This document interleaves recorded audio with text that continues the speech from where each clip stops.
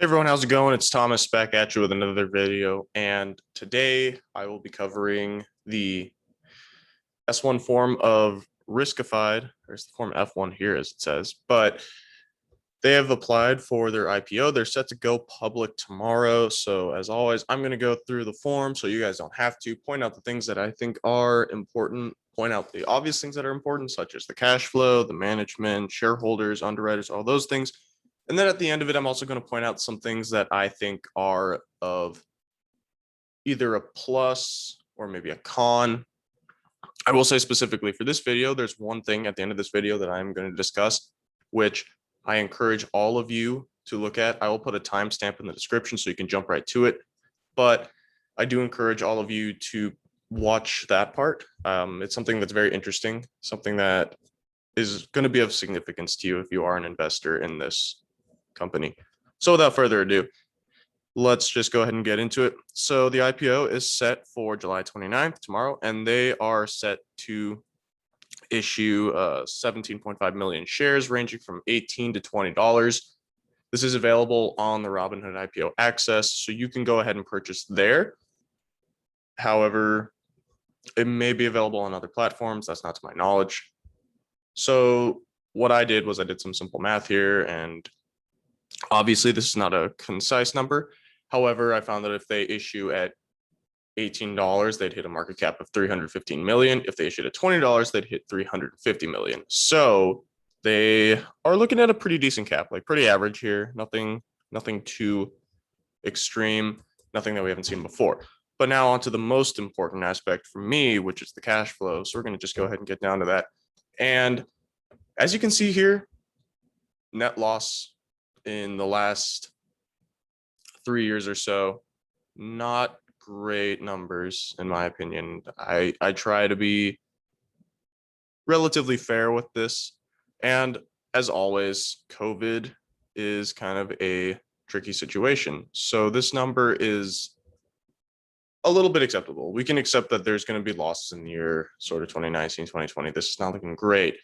But this year in 2021, so far they've filed for losses of 43.6 million.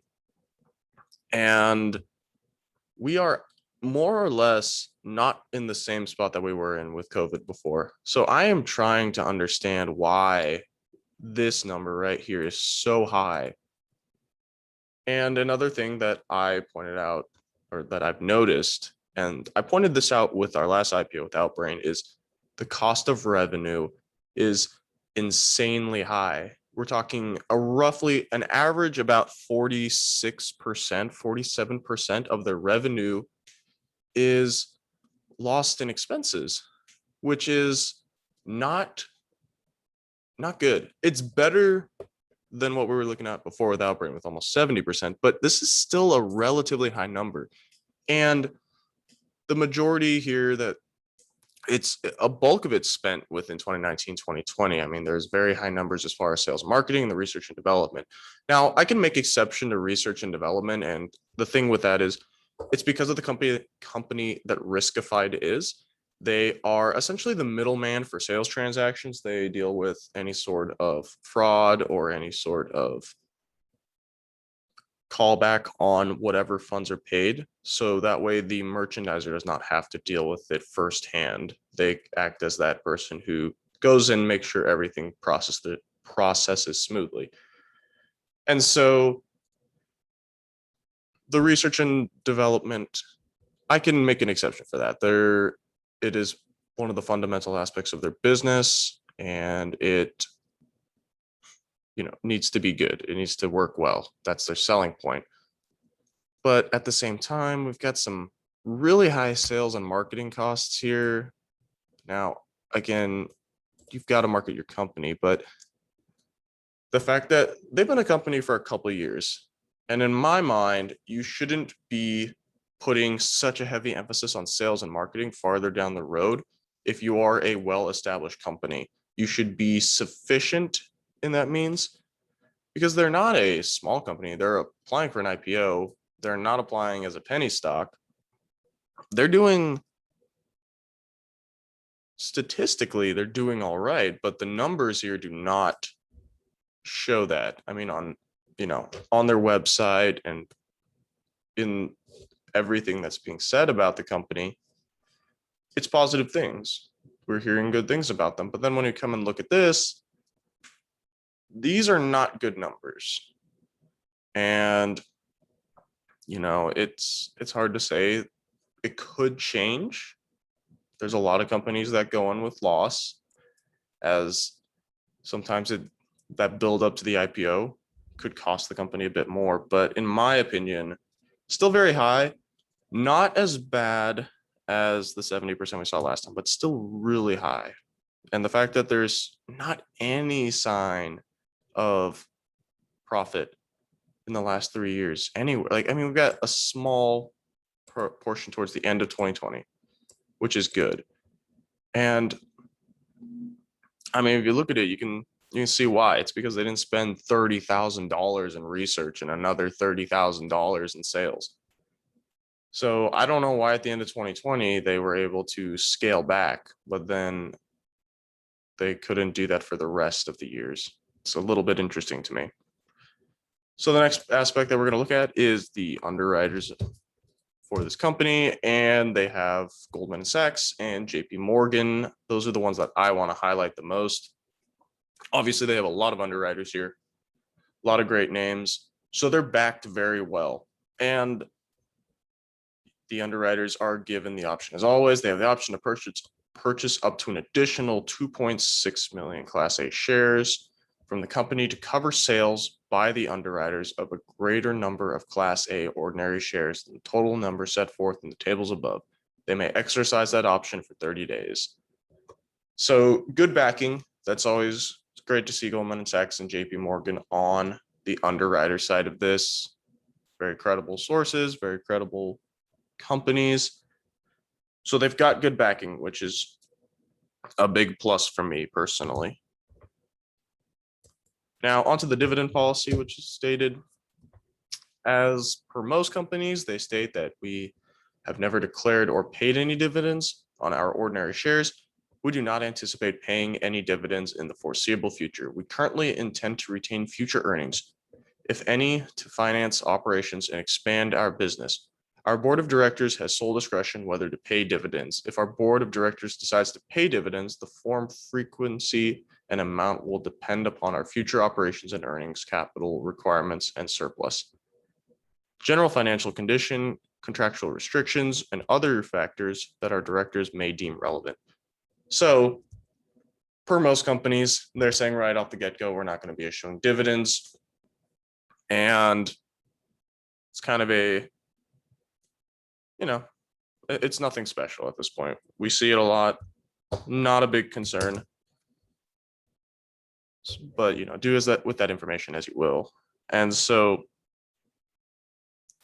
the next thing that I'm going to jump to is going to be the dilution of the stock itself, because we want to know what we're looking at, especially if you're going to be participating in an IPO access. So the company expects dilution to drop from, it's initially expected to sell at $19 per share. They're expecting dilution down to $16.13 per share. So quite a drop there, about almost $3 loss all around. And, dilution happens. It's not uncommon. We see it with a lot of stocks, especially on their IPO, as most IPOs are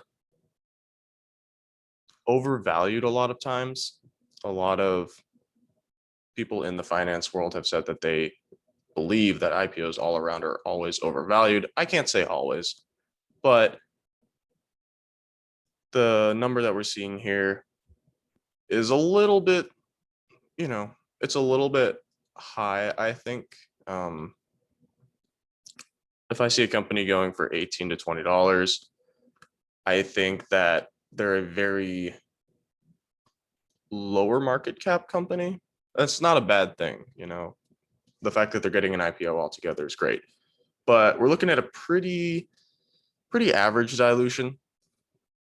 However, keep that in mind when you apply for the access, that there is a possibility that your shares could drop by about $3. That does not mean that they will stay that way. But remember that if you buy through the Robinhood IPO access, you will not be allowed to sell those shares for 30 days within buying them. Now, if you don't participate in the access, you go around and just buy afterwards, different story. So just keep that in mind. Now, the next thing that I want to talk about, which is part of the bread and butter of this company, are the shareholders. And they made a very small sheet here for us. But there's a few people that I want to point out, more companies. So the directors essentially have no share of stock in the company, which I think is kind of interesting. The majority that do are IPO Gal with 9.53% and Asaf Feldman with 9.51%. So not a hefty holding there.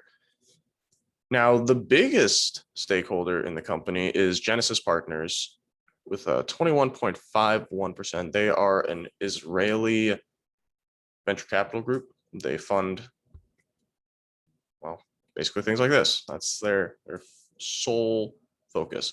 And so they hold a pretty large portion here. And then the next big holder is General Atlantic RKBB, who holds 11.5%. Now, General Atlantic, in my opinion, is a good sign.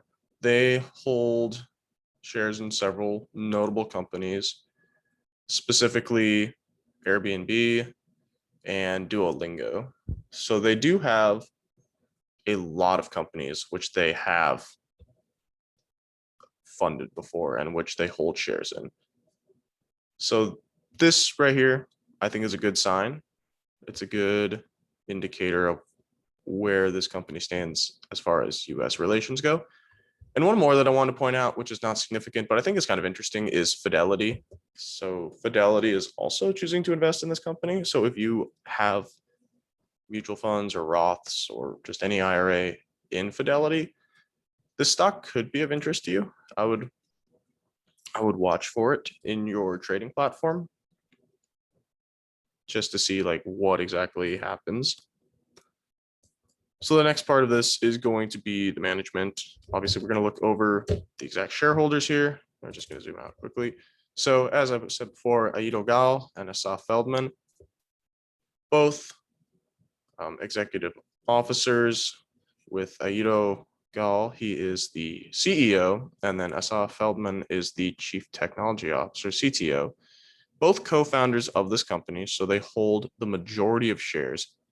And reading through this, there was nothing special per se that I saw that popped like out of the corner of my eye. Very standard explanation of each member, but I did not see anything that I thought was of severe significance. However, if you care to look through it yourself and you notice something, please point it out to me. I am always open to hearing what I may or may not have missed. And so those are the big things of the company right there. Now I'm going to go ahead and get into the risks, which I think are of some significance, as well as, my personal input on this. And there's one thing that I wanted to point out, which I forgot to do earlier on. Two things, actually. The first thing is this company is incorporated in Israel. They are not incorporated in the US, which is something we haven't seen as far as the IPO access goes. So interesting there. The next thing is that they are issuing their stock with no par value. Now, this does not matter, as most companies issue a par value of like 0.00001, which means that they have to honor that amount. So, it's not uncommon, but essentially what that means is they don't have to honor a specific price of that stock if it goes to zero. It's just market demand. Whatever we choose to make it in the markets is the price that it holds. So nothing really big there, nothing uncommon. But now to the risks. So the first thing I want to point out, and there's a couple things here, but the first one is we have a history of net losses, and as we anticipate increasing operating expenses in the future, we may not be able to achieve profitability. That's not good, not for me anyways. I don't know what to make of the fact that they acknowledge that they are making losses, which they have to, it's on paper, but the fact that they acknowledge it and then say, that's probably not going to change. That is not good, in my opinion.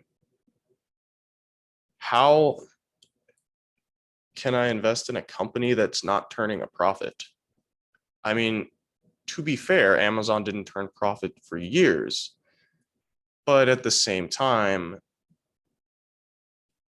it's concerning to me that they say that they're not expecting profit within the, and it says it could possibly never expect profit. Like, they are not directly saying that we will never make a profit, but they are not saying that, hey, we will be turning profit anytime soon. I would fix that. As a company, if you are not making a profit, if you are working in a deficit, that is not good, especially if you are applying to be publicly traded. Your revenue affects what people think of your company. And so the fact that they are not anticipating profitability is a red flag for me. The next thing that I wanted to point out, which I think is very significant here, the loss of the services of our co-founders, who are also our chief executive officer and chief technology officer, could materially and adversely affect our revenues, our results of operations, and financial condition. So if the co-founders of the company quit, it's going to be bad, is essentially what they're saying. And there's further explanation on it right here. The experience of Yido Gal, our co-founder and chief executive officer, and Asaf Feldman, our co-founder and chief technology officer, are valuable assets to us.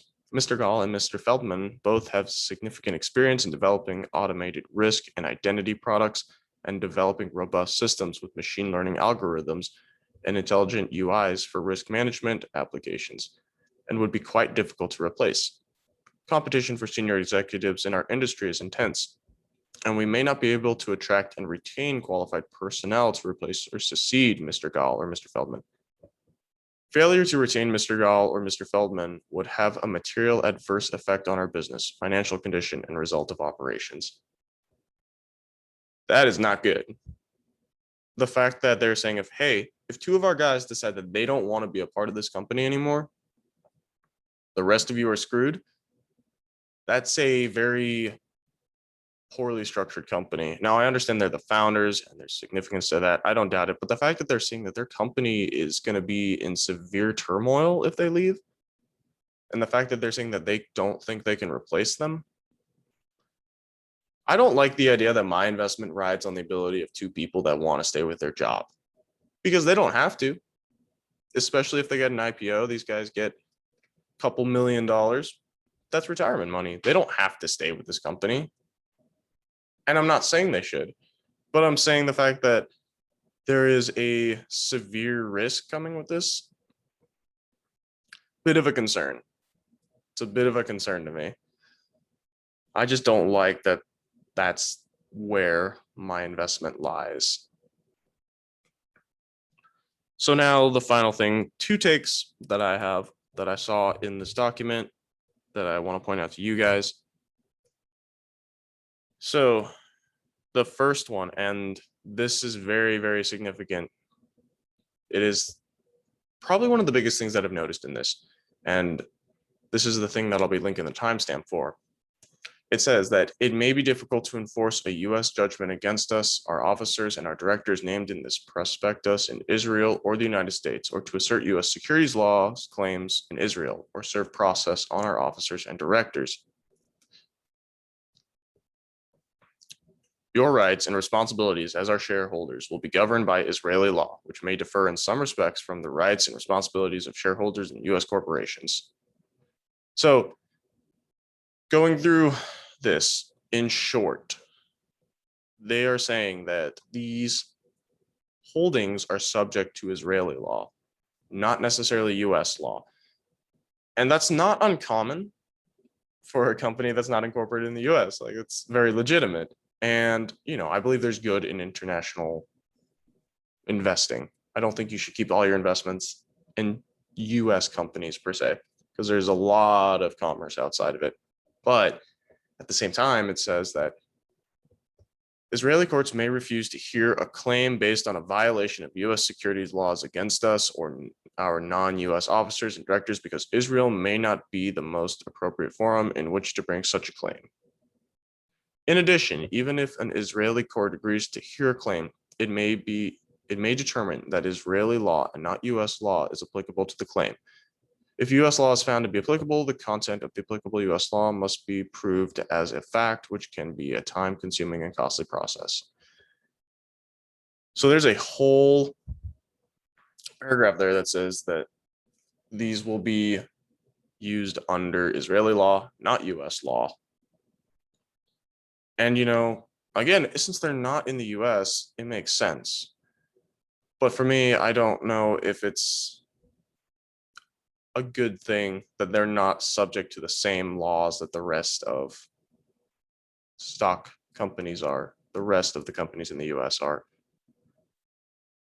especially when they're just trading here. So how I would take this personally is it's not a deter to not invest, but I wouldn't be putting a lot into it. And I think that's just a good general rule of thumb. I personally would only put a small fraction of my portfolio into international investments, just in case something happens and in case, they do something that would technically be a violation of US law, but because they're not subject to it, there's nothing you can do about it. So,